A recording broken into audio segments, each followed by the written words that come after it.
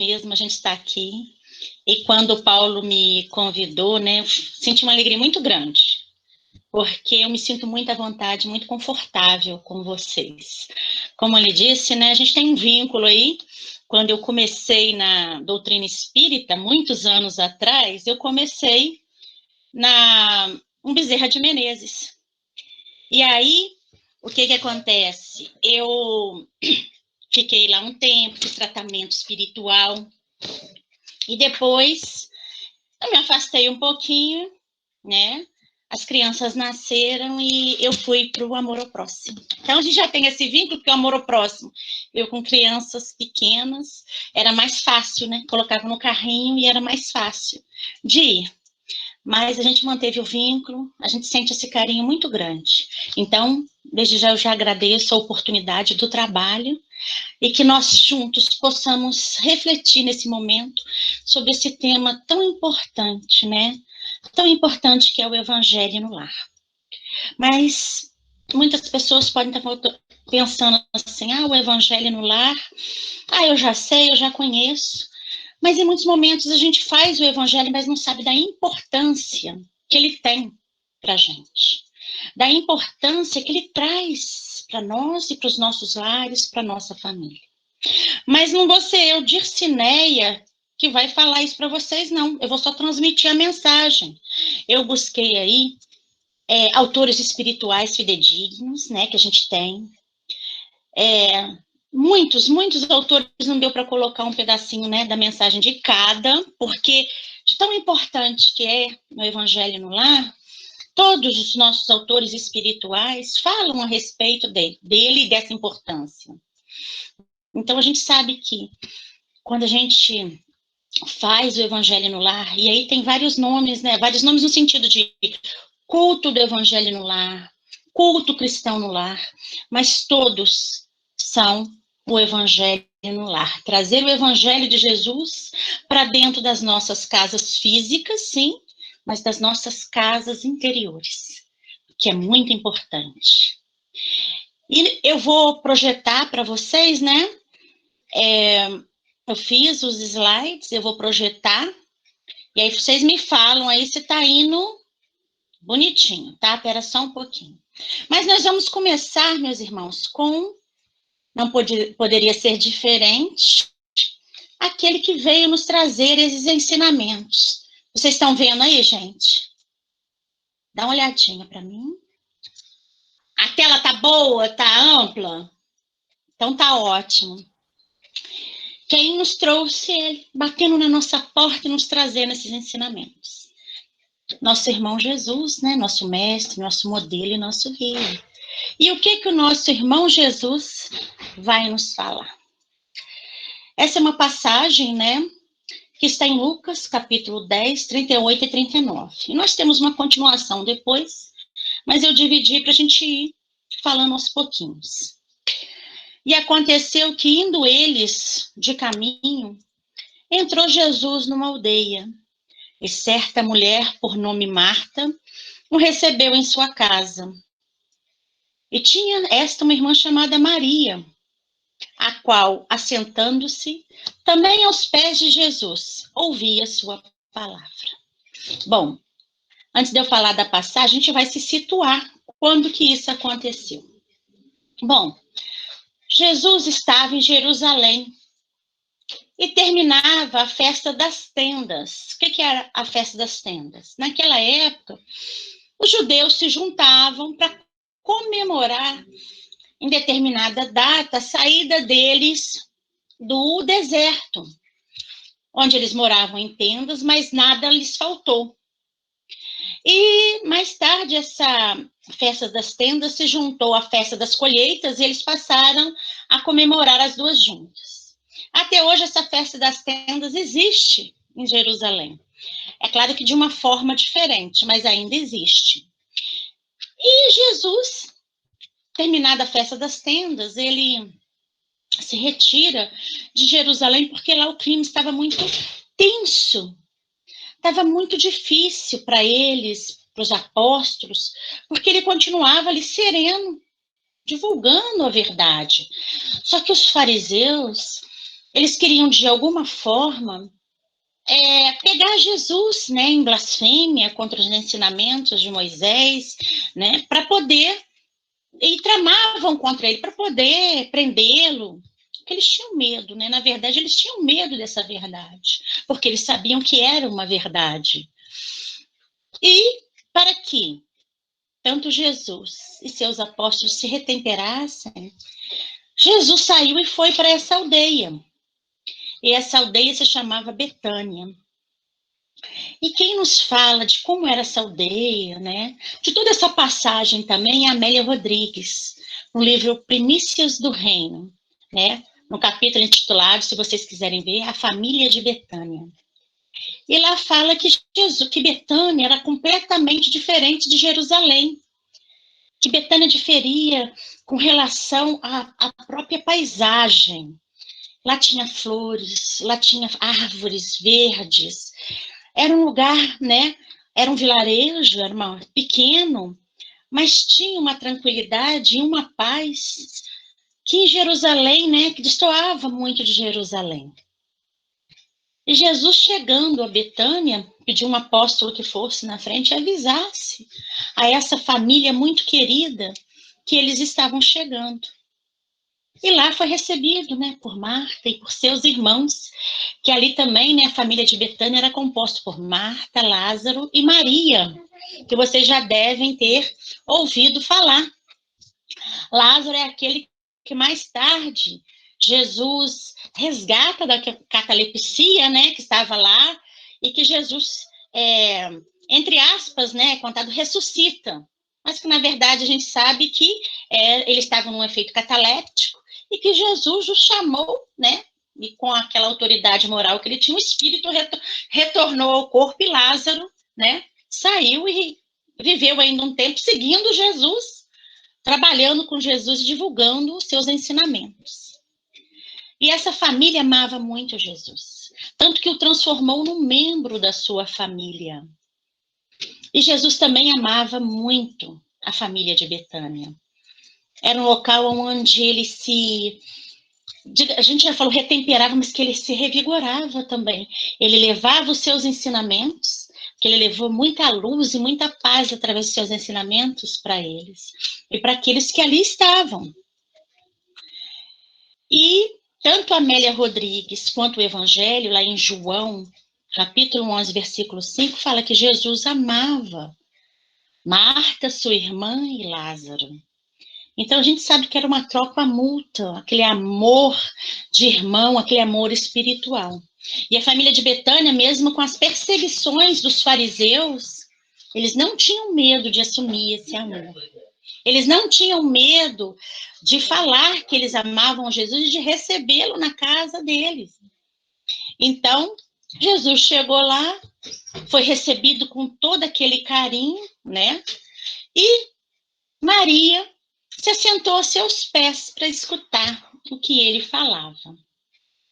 Marta já correu para os afazeres da casa, né? Quando eles chegaram, tanto Marta quanto Maria levaram água, que era costume naquela época, né? Levar água para que eles se lavassem, porque tinha muita poeira, né? Para que eles se refrescassem. Mas tão logo isso terminou, Marta foi para os afazeres domésticos, né? Preparar o repasto, preparar as camas, e Maria se sentou aos pés de Jesus. E aí vamos continuar aqui. Marta, porém, andava distraída em muitos serviços. E aproximando-se, disse: Senhor, não se te dá de que minha irmã me deixe servir só? Diz-lhe que me ajude. E respondendo, Jesus disse-lhe: Marta, Marta, estás ansiosa e afatigada com muitas coisas, mas uma só é necessária. E Maria escolheu a boa parte, a qual não lhe será tirada. Então Jesus chamou a atenção de Marta carinhosamente, porque Marta procurava Maria, porque estava lá toda correndo para lá, toda cansada, estafada, chamava Maria, Maria não respondia. Em determinado momento, no momento em que Jesus pausou, né, a sua conversa, né? Porque não estavam só os apóstolos, nem Lázaro, foi chegando pessoas ali, porque a casa era pequenina, mas tinha um alpendre, né? Tinha uma marquise, porque alpendre é aquela varanda que prende no telhado e desce, mas tinha um alpendre grande, e lá eles estavam sentados. E foi chegando pessoas daquela aldeia para poder ouvir Jesus. E aí, num determinado momento, Marta fala isso com Jesus. E Jesus fala com ela, que ela está se preocupando com muitas coisas, mas só uma é necessária. O que Jesus quis dizer, não só para Marta, mas para todos nós e para aqueles que estavam lá? Marta estava preocupada com os afazeres materiais, que muitas vezes a gente se preocupa naquela tentativa de ser agradável, de fornecer o melhor conforto, a gente deixa os nossos convidados para ir preparar outras coisas. E aí, Maria ficou lá, ouvindo aqueles ensinamentos, colocando aquilo dentro do seu coração. E essa parte, isso nunca ia ser tirado dela, porque a gente se preocupa muito com o material. Hoje em dia nós estamos muito presos à construção de coisas materiais, seja financeira, né, seja física, e a gente se perde em aproveitar esses ensinamentos que Jesus nos exemplificou e nos trouxe.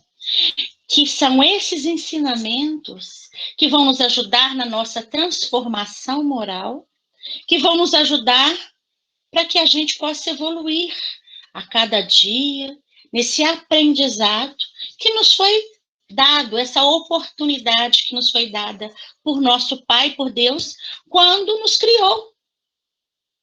Todos nós aqui, gente, somos espíritos imperfeitos, mas somos espíritos perfectíveis, né? O que é isso? Todos nós aqui vamos chegar à perfeição. E o tempo que isso vai levar vai depender de cada um de nós. Se nós vamos aproveitar essa boa parte ou não. Se nós vamos ficar como Marta, presos às coisas materiais, ou se nós vamos fazer como Maria, aproveitar essa parte que nunca vai nos ser tirada, porque uma vez aprendido, vai estar sempre conosco. Sempre conosco. E Jesus ainda, e Marta até se envergonhou, pediu desculpas ao mestre e falou com ele que eram valores, velhos valores, né, arraigados, que nós temos dentro de nós. E Jesus disse que a gente tem que aproveitar essa boa parte para que a gente se transforme. Aproveitar esses ensinamentos e esse conhecimento para que a gente faça uma renovação da nossa conduta, para que a gente se conheça, para que a gente se modifique. E ele contou para ela a seguinte história. Um rei falou que ia passar na casa de um senhor, né, no seu lar.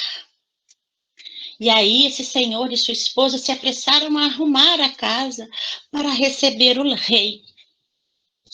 Então, logo o rei chegou, a esposa correu para os afazeres domésticos para preparar um repasto, aquela coisa toda, uma alimentação.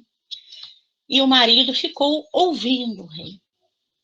Só que o rei não podia ficar. E depois de um repasto ligeiro, e assim fala lá em Amélia Rodrigues, o rei foi embora. Então, só aquele que ficou ouvindo o que o rei tinha a dizer sobre do programa que ele tinha para o seu reino, o que ele queria desenvolver. Então, o que Jesus quer nos dizer com isso?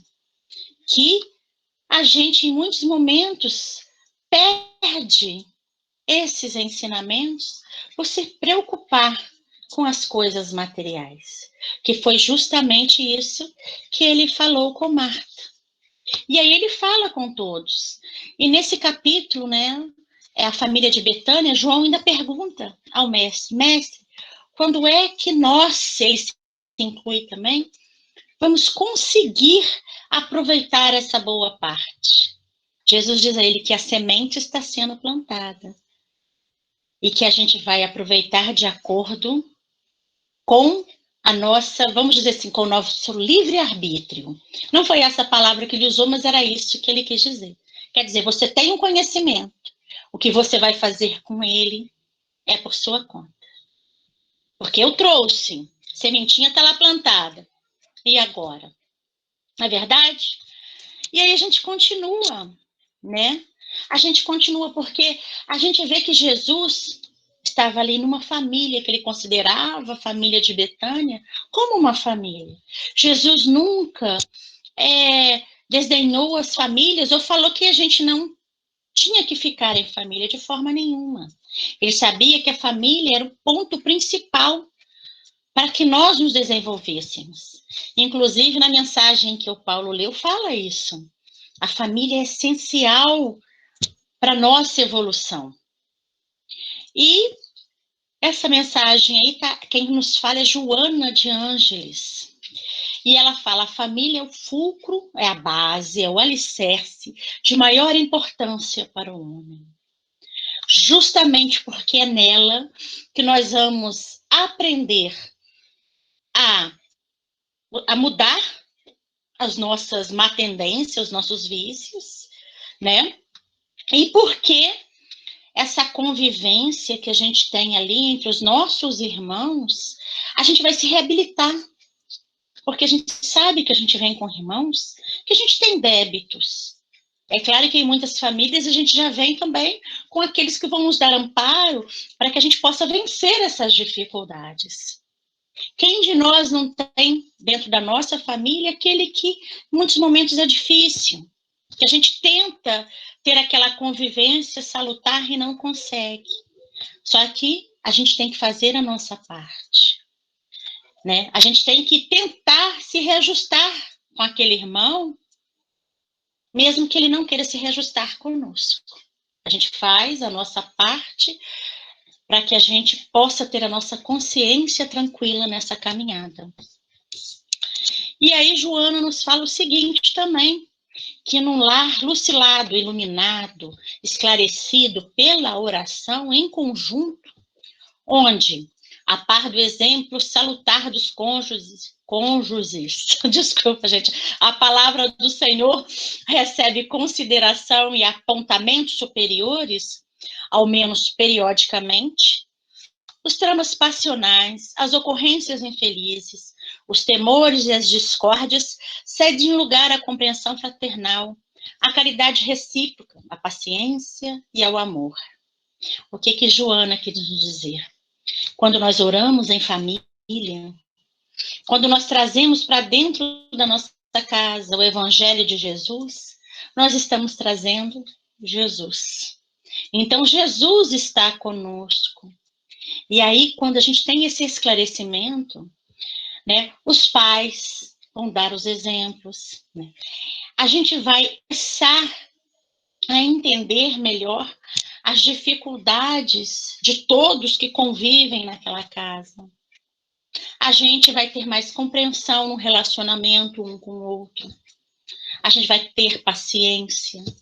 Nós vamos ter ajuda uns dos outros. Aquela fraternidade vai estar dentro do nosso lar. E a gente vai atrair para dentro das nossas casas espíritos salutares, espíritos benfeitores, que vão nos ajudar nessa reconciliação, nessa reabilitação com esses irmãos que estão conosco. O nosso entendimento vai ser maior e melhor. Mas não basta só a gente conhecer, né? A gente tem que, além de conhecer, vivenciar. Isso é muito importante para todos nós, né? E esse texto aí, Joana nos fala no livro Leis Morais da Vida, no capítulo 2, né? Oração no lar. Agora vai ficar gravado, né? Então quem quiser depois pode vir e buscar a bibliografia. Muito bom isso, né? Porque aí a gente vai ter onde procurar. Muito bom. E a gente continuando também com Joana lá no Espírito e Vida, ela fala do espiritismo no lar, né? que é o que todos nós somos, né? A gente trazer a doutrina espírita à luz aliás, o evangelho de Jesus à luz da doutrina espírita para dentro das nossas casas. Mas eu falei no princípio, nosso lar físico é muito importante e o nosso lar aqui, ó, coração. Né? A gente tem que colocar isso nas nossas vidas também, porque a partir do momento que a gente, todos nós aqui, coloca isso dentro dos nossos corações, das nossas vidas, e a gente se modifica, o nosso lar fica iluminado. Então é a gente que traz isso, leva isso para dentro do nosso lar físico. Então, pelo menos uma vez por semana, reúne a tua família e felicita-o com o espiritismo, criando assim e mantendo o culto evangélico, para que a diretriz do mestre seja eficiente rota de amor à sabedoria em tua casa. Então, o que Joana quer nos dizer com esse pedacinho aqui? Quando vocês tiverem oportunidade, a gente puderem, vocês peguem. É muito interessante, fala muitas coisas boas, né? Muitas coisas interessantes, mas apenas a gente tem que pegar só um pedacinho para a gente poder falar, né? Porque senão a gente colocava tanta coisa, não ia dar tempo. Mas a gente sabe que o evangelho no lar que a gente faz, a gente pode fazer uma vez por semana. E, por exemplo, hoje, nós estamos trazendo o evangelho para dentro das nossas casas. Com essa pandemia em que nós tivemos que fechar a nossa casa física, nós abrimos a nossa casa, nosso lar, e a casa de cada um de nós se transformou num pedacinho da casa física de vocês, nossa lá do amor ao próximo. E cada um nos seus lares, a gente aí une vibrações, a gente une as nossas sintonias com o mais alto e leva para dentro do nosso lar todos esses bons fluidos que nós estamos recebendo agora e trocando. Né? Mas o evangelho no lar, ele também vai nos ajudar nisso. Da mesma forma que a gente vê uma palestra, a gente vai estudar os ensinamentos do mestre uma vez por semana, juntando a nossa família, porque é um momento, e essa é uma das importâncias do evangelho, é que a gente une a nossa família e a gente conversa uns com os outros. Às vezes a gente está passando por algum problema e a gente pode discutir isso à luz da doutrina espírita para a gente buscar uma alternativa. Mesmo que a gente não ache a solução, nós vamos ter ali o consolo, nós vamos ter ali essa diretriz desses ensinamentos para que a gente possa continuar caminhando. Então, o Evangelho no Lar, ele não é só importante para a gente estudar o Livro dos Espíritos, o Evangelho segundo o Espiritismo, ou os outros livros, não. Essa é uma base que foi nos dada para que a gente possa colocar isso nas nossas vidas, como a diretriz para a nossa conduta, como a gente vai agir dentro da nossa casa. Na mensagem que o Paulo leu, fala, né? Se a gente não consegue conviver com 4 ou 5, como é que nós vamos desejar que o nosso Brasil, vamos começar com o Juiz de Fora, que a nossa Juiz de Fora tenha paz, menorzinha, e a gente vai crescendo, que o nosso mundo tenha paz. Se a gente não consegue colocar a paz dentro da nossa família. Então, a gente sabe que a gente está a caminho de um mundo de regeneração. A gente sabe disso, a gente tem certeza. Só que não é o mundo que vai se regenerar. A gente tem que entender isso. Somos nós. Quando nós nos regenerarmos, o nosso mundo estará regenerado. É por isso que a nossa reforma, a nossa transformação moral é importante. Eu posso ajudar, sim, o Paulo a se transformar, sim. Mas eu não posso me preocupar só com a transformação dele, eu tenho que me preocupar com a minha. Para que eu seja exemplo, para ele poder se modificar. Igual a gente falar com os nossos filhos, né? Não faça determinada coisa e a gente faz.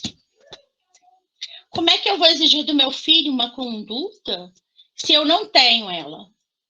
É por isso que falou no slide anterior, né?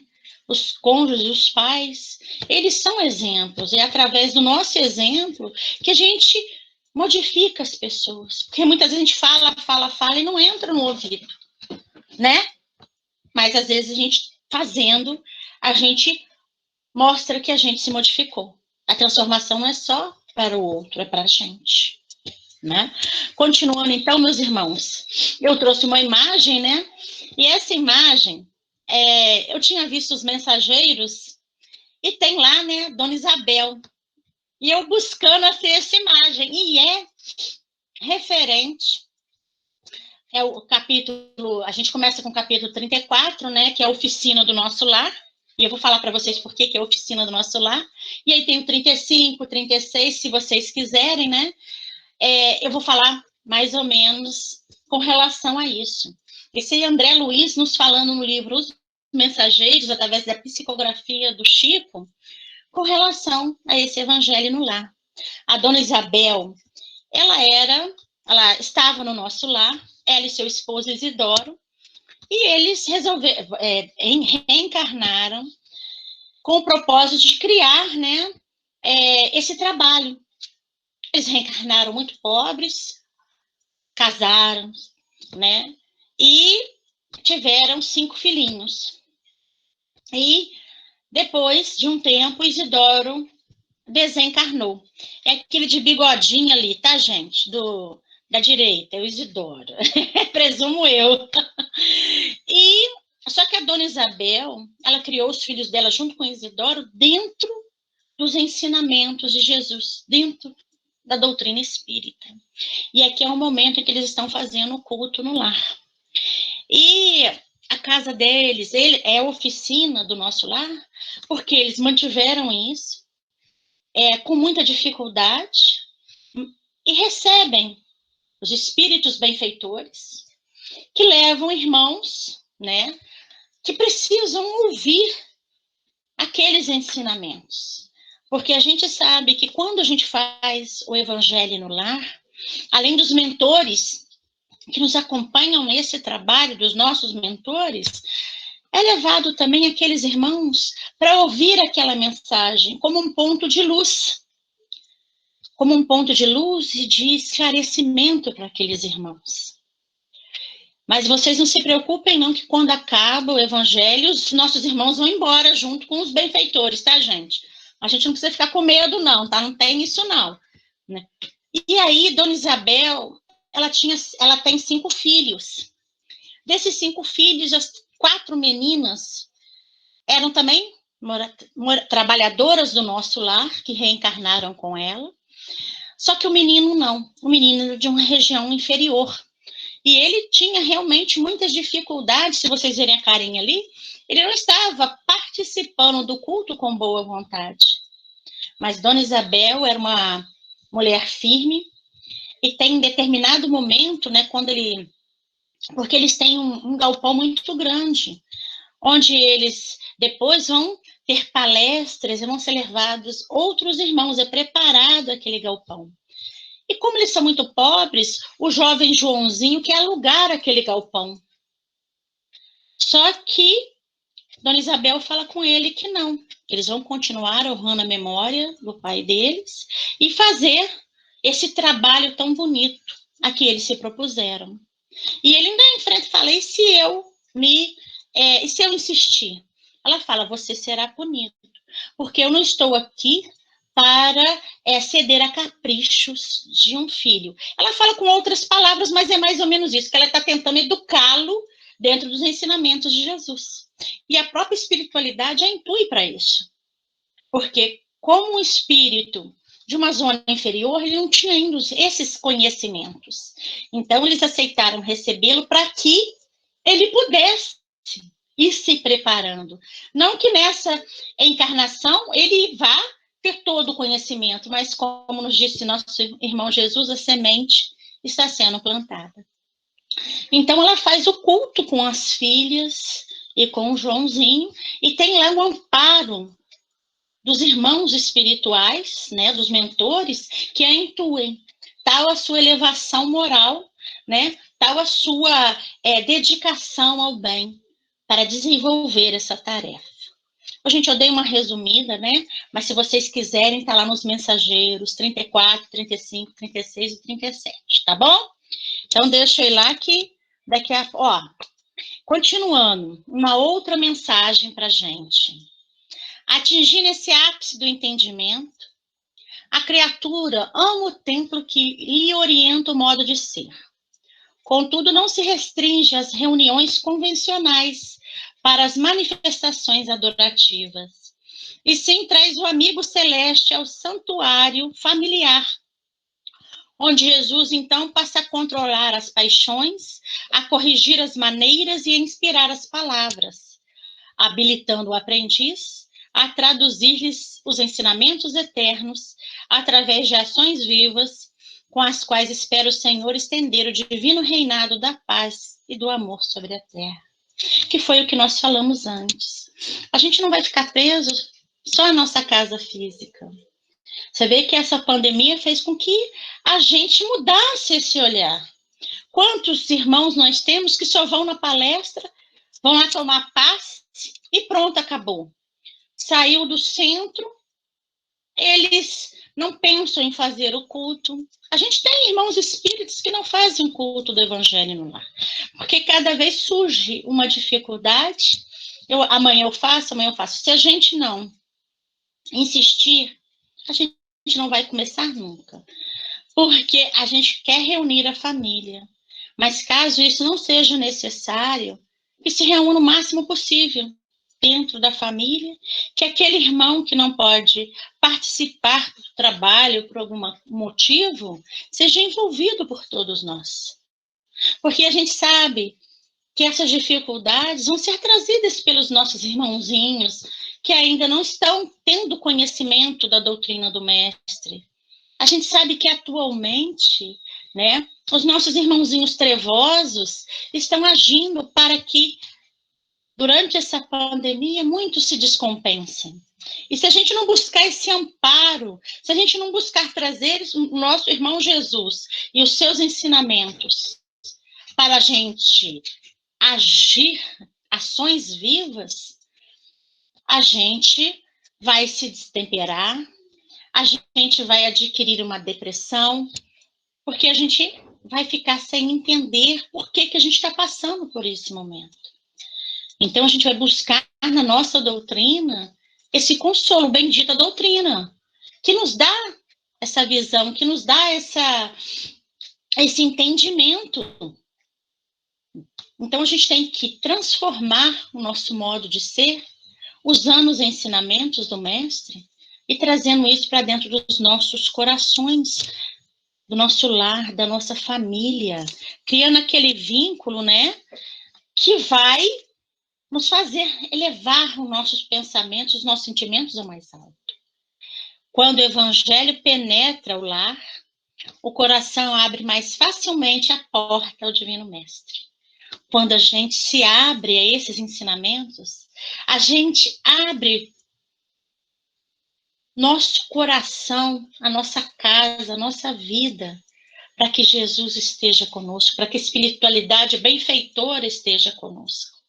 Né? Então, a gente sabe que é importante a gente ter essa conduta, porque a gente saneia, a gente limpa, né, o nosso ambiente de casa. A gente ganha, inclusive, segurança, força, para nossa caminhada no trabalho, na sociedade, amparo, né? Porque quando a gente faz o evangelho no lar, a gente melhora a nossa sintonia, e quando a gente fala elevar, gente, né, a gente sobe sim, mas a gente sobe no entendimento, a gente sobe no sentimento, a gente eleva, sai daquela zona inferior e eleva aqueles sentimentos, porque a gente passa a ter sentimentos bons, coisas boas. Então, quando a gente vai à rua, quando a gente vai ao trabalho e acontecem situações que vão nos desestabilizar, que vão nos deixar nervosos, a gente tem um amparo dessa espiritualidade. A gente tem um amparo desses irmãos que vão nos acalmar. É como se eles soprassem no nosso ouvido para que a gente tenha calma, tenha paciência, né? Entender o momento do nosso outro irmão, que às vezes não tem essa possibilidade, essa capacidade que nós estamos tendo agora. E aí eu trouxe uma outra mensagem, essa é do nosso irmão Bezerra de Menezes, ó. Trabalhemos pela implantação do evangelho no lar, quando estiver ao alcance das nossas possibilidades. Que eu falei antes, né? Vamos fazer de tudo para que isso aconteça. Porque a gente vai implantar o evangelho, vamos ter dificuldades. Para manter, então, vai ter dificuldade também. E assim, vocês vão ver mais ali na frente, eu já vou até comentar, vai chegar visita, alguém vai passar mal, entendeu? Então, a gente sabe, chegou a visita, convida a visita para o evangelho, não é verdade? No livro Evangelho em Casa, da Meimei, nós temos ali uma família, eu esqueci o nome da família, mas cada dia tinha uma visita. Aí eles colocavam visita para fazer o evangelho com eles. E aquela visita gostava tanto que ela voltava no outro dia e ainda trazia mais um. Entendeu? Eles não deixavam que a visita atrapalhasse, eles convidavam a visita para participar com eles. Que aí eles estavam compartilhando esses ensinamentos. E isso é o que a gente tem que fazer também, né? Porque a gente não pode ter esses ensinamentos e guardar para a gente, não. A gente tem que compartilhar, a gente tem que passar isso para os nossos irmãos, porque a gente tem que divulgar isso, divulgar as coisas boas, porque a gente vê tantas coisas ruins serem divulgadas, serem faladas, e eu fiquei muito feliz, né? Eu acompanho esse trabalho do Paulo, a Caixa Solidária, desde quando ele foi criado, e eu fico muito feliz, né? Quando a gente já está, ó, 15 meses, né, Paulo? Olha só, gente, e a gente está aí, a espiritualidade sempre apoia, sempre ajuda, quando acha que tá difícil, aparece, por quê? A gente tem que divulgar esse trabalho, a gente está ajudando os nossos irmãos, mesmo que naquele momento seja com a coisa material, mas eu tenho certeza que eles vão aproveitar de uma outra forma. Né? Esse carinho, essa dedicação, isso aí, gente, eles não vão esquecer nunca. Vocês podem ter certeza. E isso é muito importante. Trazer as claridades da boa nova ao templo da família é aprimorar todos os valores que a experiência terrestre pode nos oferecer. A boa nova é o evangelho, é clarear a nossa casa, a nossa família, dentro daqueles ensinamentos que Jesus veio. Ele sabia que a gente não tinha ainda essa capacidade para poder entender tudo que ele falava. Ele sabia disso, ele sabia que nós somos crianças espirituais, naquela caminhada para tentar se melhorar. Naquela época nem tanto, né, que a gente não tinha essa noção, mas hoje nós temos. Mas ele veio e trouxe. Ele sabia que nós teríamos inveja, nós teríamos medo, aqueles sentimentos brotaria, né? Raiva. Os fariseus tinham raiva de Jesus por causa da verdade que ele trazia.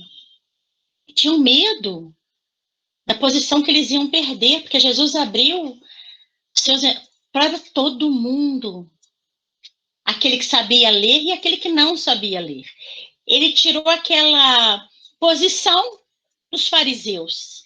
Então, eles ficaram com medo. Mas, hoje, a gente pega isso, esses ensinamentos que ele nos exemplificou, porque ele não falou nada e não fez. Ele fazia, ele falava e fazia. Então, a gente pega isso e muda, aprimora. A gente tem virtudes, todos nós temos, tá? Nós temos virtudes, sim. A gente já aprendeu quantos anos a gente está reencarnando, gente. Quantas reencarnações a gente já teve? Acho que não dá nem para contar. A gente aprendeu muitas coisas. Olha como é que a gente evoluiu, né?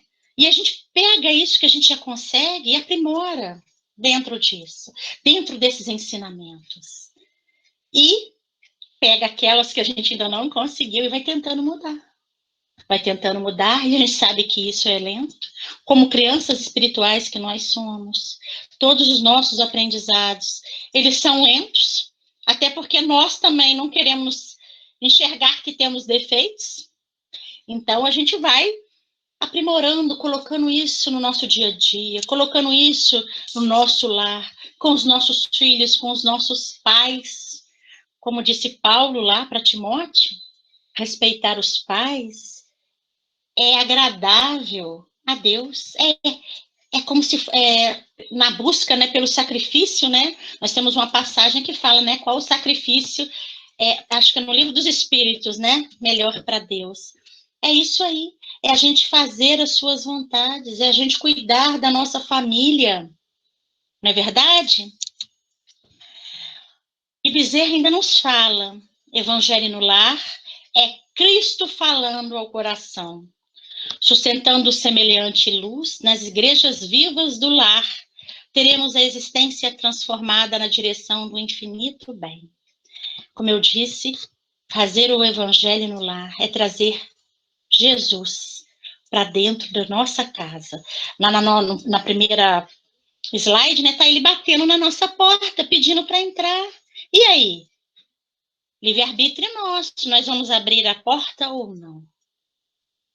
Porque a gente tem que entender que tudo vai depender de nós. A nossa mudança, a nossa transformação. E a gente tem que aproveitar essa luz que são esses ensinamentos, que clareiam a nossa caminhada, para que a gente possa ir na direção do bem, e na direção do amor, da perfeição, do progresso. Então, Bezerra aí, ó, nosso querido amigo Bezerra, nos fala isso no livro Temas da Vida. Olha só, como eu disse a vocês, não tem muitos autores, mas a gente vai pegando um pouquinho de cada para a gente poder falar, né, de todos eles. Eu coloquei a finalidade e importância. A gente já viu muito lá, mas aqui eu especifiquei mais ou menos, tá? Só para a gente fazer um resumo de tudo que a gente falou. Então, estudar o Evangelho de Jesus possibilita compreender os ensinamentos cristãos, cuja prática nos conduz ao aprimoramento moral. Então, olha só, a gente vai estudar para a gente compreender e praticar dentro do bem, com a sintonia com os benfeitores. Criar em todos os lares o hábito de se reunir em família, olha só, para despertar e acentuar nos familiares o sentimento de fraternidade, que é aquilo que a gente não estava tendo antes. E aí veio essa pandemia, colocou a gente dentro de casa, convivendo com a nossa família, que a gente muitas vezes tentava fugir, né? Porque aquele irmão é difícil, a minha mãe, meu pai, e aí aquele filho, nossa senhora. E aí falou, não, você tem que aprender a viver em família. Só que aí, gente, ele nos dá o remédio, ele nos dá como a gente pode ter essa convivência de uma forma saudável, para que a gente se modifique e modifique aqueles nossos irmãos, né? Fazendo aí a fraternidade, criando esse sentimento de união, não é verdade? Pelo momento de paz que o Evangelho proporciona ao lar, pela união das criaturas, propiciando a cada um uma vivência tranquila e equilibrada. É isso que o Evangelho nos traz, é isso que os ensinamentos de Jesus nos traz, porque a gente vai se equilibrar, a gente vai ter paz no nosso coração, a gente vai ter um sentimento de tranquilidade, que a gente vai trazer a paz do Cristo para dentro de nós, essa paz verdadeira, vai construir dentro de nós o reino de Deus. E aí, quando a gente constrói dentro de nós o reino de Deus, a gente vai estar construindo dentro da nossa casa, para os nossos irmãos, aquela fraternidade ali que nós temos. E aí eu falo dentro da nossa família consanguínea, daqueles que são agregados, que chegam na nossa casa, né? E daqueles que estão fora também, né? Que os vizinhos, né? Os primos. Então a gente vai ter essa vivência tranquila com todos eles. E a gente não vai se desesperar com a conduta de cada um. Que a gente sabe que cada um de nós é responsável pelos seus atos. As nossas crianças, a gente tem que educar. É obrigação nossa educar as nossas crianças. Mas depois que ela ganha determinada idade, se a gente não plantou aquela sementinha, vai ser complicado. E depois, mesmo que a gente tenha plantado a sementinha, se elas crescerem e tiverem uma conduta diferente da que a gente ensinou, do que a gente tem, aí é com elas. É claro que a gente fica triste como pais, mas a gente tem que saber que todos nós temos o livre-arbítrio e a responsabilidade pelos atos que a gente pratica. Higienizar o lar por pensamentos e sentimentos elevados e favorecer a influência dos mensageiros espirituais. Essa aí, gente, eu vou explicar aqui, ó. Coloquei uma gravurinha, né? Achei na internet, achei ela muito interessante. Apesar dos nossos espíritos aqui terem asinhas, né? Vamos colocar que eles estão volitando, então colocar asinha nele, que é um desenho assim, não é de criança, mas mais ou menos nesse sentido. E aí eles conversam. Nós temos aqui lares, né? Nós temos aqui casinhas. De duas casas estão saindo luzes. E aí um pergunta, né? Sou novo aqui. O que são essas luzes? Aí um que já está há mais tempo fala, são os lares que oram. São os lares que fazem o evangelho no lar. E um outro irmão fala, facilitam nossa entrada. O que quer dizer? Que quando a gente faz o evangelho no lar, a gente saneia o nosso ambiente e eles têm melhor acesso a nós e as nossas casas.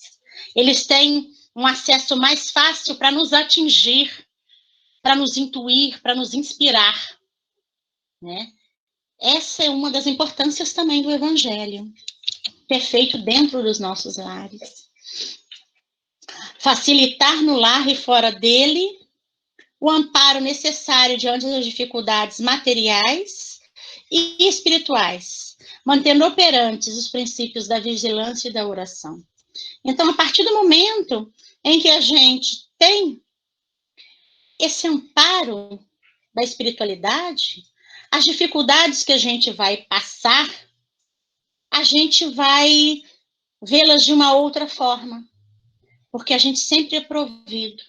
A gente nunca deixa de estar protegido quando as dificuldades, ali está falando materiais e espirituais, seja de saúde, né? A gente vai ter um entendimento melhor para que dentro do nosso lar e também fora dele, que eu falei antes, a gente tenha todo esse amparo. E a gente vai ficar vigilante, porque quando surgir uma ideia contrária ao que a gente estudou, contrário ao que a gente está pleiteando, que é elevar nossos sentimentos, a gente vai ficar atento e alerta. Elevar o padrão vibratório dos componentes do lar e contribuir com o plano espiritual na obtenção de um mundo melhor. E tornar o evangelho conhecido, compreendido, sentido e exemplificado em todos os ambientes. Então, quando a gente fala essa frase, eu lembro muito de Alcione, né? No Renúncia, porque a gente tem que conhecer o evangelho, mas não só isso. A gente tem que compreender o evangelho, a gente tem que sentir e aí vivenciar. Porque não adianta nada a gente só ter uma coisa, não adianta nada eu conhecer toda a doutrina espírita, todas as questões, não adianta. Se eu não compreendo o que está escrito ali, se eu não sinto aqui no meu coração e eu não pratico, eu não tenho uma ação viva. Então, aquele conjunto ali é muito importante mesmo. E aí, no Luz no Lar, o Emmanuel nos fala o seguinte, um trechinho, quando o ensinamento do mestre vibra entre quatro paredes de um templo doméstico, os pequeninos sacrifícios que a gente vai fazer, a gente vai saber que é para o bem. A gente vai saber que é para a nossa evolução, para a nossa melhoria, para a melhoria da nossa família. Por quê? Porque a gente vai entender, a gente vai compreender por que a gente está passando por aquilo. Por que a gente tem dificuldades? Por que a gente tem aflições? a gente vai ter um olhar diferenciado das dificuldades que a gente passa.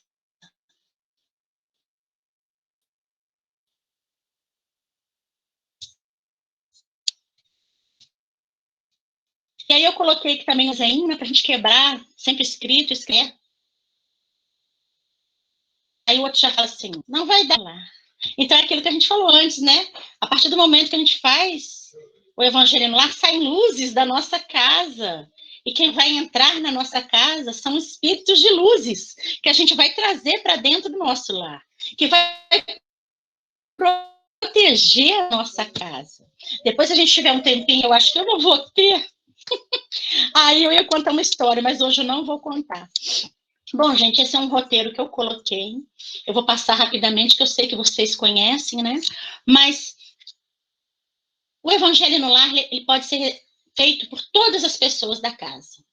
Aí ele fala assim, as crianças podem participar? A gente fala assim, não, as crianças não podem participar, elas devem participar. Porque a gente tem que apresentar Jesus para as nossas crianças, com um tema interessante, de uma forma agradável. O evangelho no lar, gente, tem que ser simples, tem que ser confortável, né? Não é aquela coisa chata, porque a gente tem crianças, a gente tem jovens, então a gente tem que buscar para os nossos jovens também temas agradáveis, temas da atualidade, temas que estão atingindo eles, para que eles possam participar conosco, né?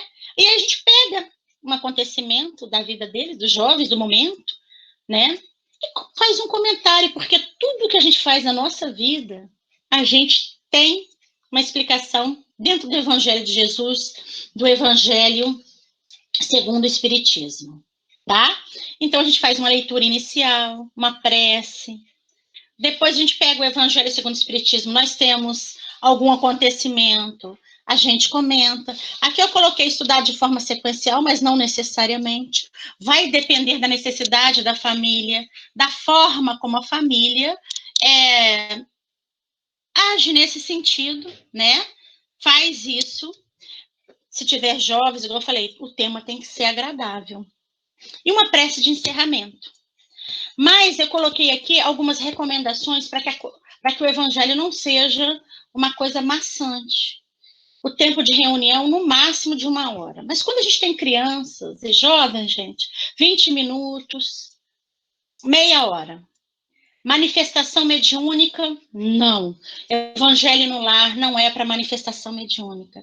A manifestação mediúnica ela tem que ser feita nas reuniões mediúnicas, onde nós temos o preparo e o amparo da espiritualidade, para que ele possa esclarecer aquele irmão, mesmo se utilizando de nós para aquele, como é que eu vou dizer, para aquele choque anímico, tá? A gente pode colocar água, que vai ser beneficiada, que vai ser fluidificada pelos protetores espirituais que vão estar lá conosco. E aquilo que eu falei antes, a presença da visita não pode ser motivo para suprimir a reunião. Então, chegou a visita?